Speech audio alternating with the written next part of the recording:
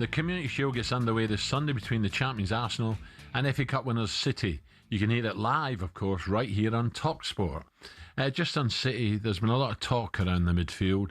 Reinders out the door, potentially Rodri too. He'd be a massive loss. They're going to need to bring in fresh faces.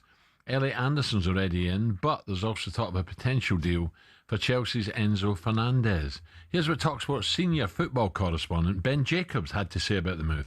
Yeah, so both Chelsea and Manchester sources have told talkSPORT that there hasn't been a bid as of now, but there is this deadline, 5 p.m. on Friday. And from Chelsea's perspective, this is right to us. If you're Manchester City or another club, pay 120 million fixed fee. That's been their price since before the window opened. And if Manchester City do that, by 5 o'clock, then Enzo Fernandez will be a Manchester City player, a domino that could then well see Rodri go to Barcelona. And as we heard in the news, Tierney Reinders off to Saudi Arabia with Al Qadsiya. If it gets to 5:01, Chelsea's position is quite firm here, that then Enzo Fernandez is not for sale, the price comes off the table, and the earliest that they will revisit a potential exit is in summer. So nothing in January. And this feels like a power play from Chelsea to make sure that ahead of the new Premier League season, there's no distractions. 5:02. I think the deal will still be done. 5:02. Yeah. What about Fernandez and Enzo? Is he he's a top player? No, he's a top player. There's no doubt about that. I think Chelsea bought him for big money, didn't they? He must have been 100 odd. So they're more or less getting a little bit. He's more. One of them, Ray. If you'd have played against him, you would be dying to do him because he's a mouthy. A little wind up. Listen, I'm not saying he's not a good player. He's a very good. He always seems to score a goal at the Oh no, he can smash them. Yeah, absolutely. But his attitude. Well, you're looking at the Rodri. I just saw on Sky here that Rodri, they've turned down another 55 million bid now for Rodri.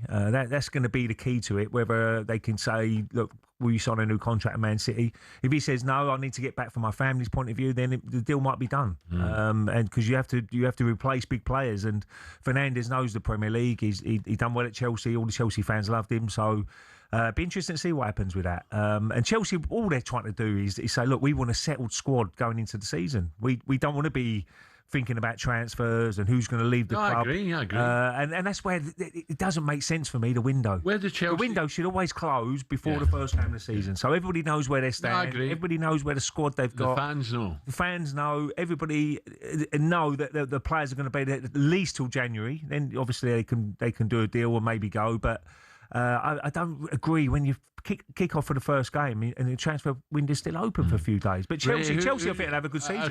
Are Chelsea in there? Are they definitely? Are they a danger to Arsenal, or is it Man City? No, I think Chelsea is certainly going to be. I think they made some good signings so far. Got a bit of experience in that dressing room as well to get hold of the youngsters and get the best out of them in Henderson and obviously Welbeck. I think Chelsea will be decent this year. I really do. I mean, I think it's going to be a really intriguing Premier League. I really don't know. Look, so many new managers, Alan. It'd be Liverpool new manager, Man City new manager. You could say Michael Carrick now because he's full-time. He's going to be a new manager. And obviously Alonso at Chelsea. So it'd be interesting to see how it all goes. I think Spurs will have a good season. Villa, I don't know. Newcastle, teams like that. One thing about Spurs, it was yesterday, the day before, they invited all the old players back to the training ground for lunch. Oh, lovely. Meet the players and all that. They say the manager was different class. Ozzy went, Maxi, Glenn. There was a load of the boys went. And he said it was lovely. Yeah, well, it's a new start. Tottenham are good like that, you know. Well, do you know really what? Good. They'll look at it and say, we got away with one last year. We could have easy been where West Ham are now in the Championship. But they're not. So now they're going to concentrate on trying to get further up that league. Let's get more on this and say a very good morning, former Manchester City fullback, Danny Mills. Danny, morning, Dan. How you doing, Dan? Yeah, very well. Nice to have you back, Al. Thanks, Danny. As always. Thanks, mate. Danny, what'd you make it? But let's start with City first of all. I don't want to see Rodri go, but if he goes, what sort of season do you think City are in for here? Pep's gone. I still fancy him to be up there. Well, it's a difficult one with City, isn't it? You know, Pep's had such a tight rein on that squad and been so successful. A certain way of playing, a certain way of training.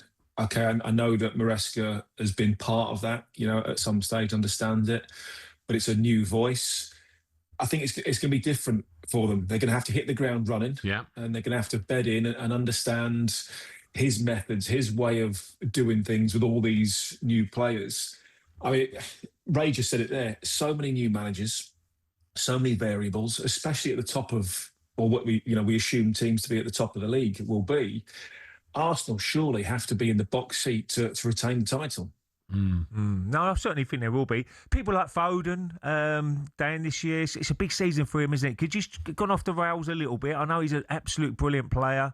Whether Maresca can get the best out of him. Will he feature? Will he play a team around him? And another player I'm really intrigued with, what happens with him, is Jack Grealish. Where does Jack go? Has he got a role to play for Man City, or is it elsewhere? Well, I think, you've already mentioned Rodri. We don't really know what City's midfield is going to look like. Reinders might be gone as well. We don't really know we know that Haaland's going to be up front. We know that Donnarumma's going to be in goal.